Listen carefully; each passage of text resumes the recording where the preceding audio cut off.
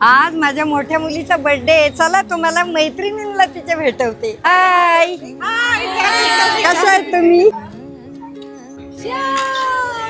ए काय मागवायचं खायला? ए तुम्ही फिशिंग बोर्ड घ्या, म्हणजे त्यात स्टार्टर, मेन कोर्स आणि डेझर्ट सगळंच येईल. हे आपण आता एक गेम खेळूयात.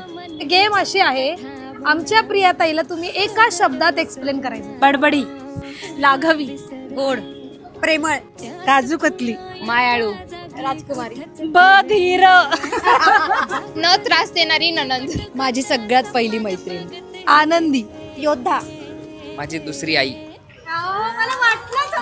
मन धावतया तुझ्याच मग डोलतया तुझ्याच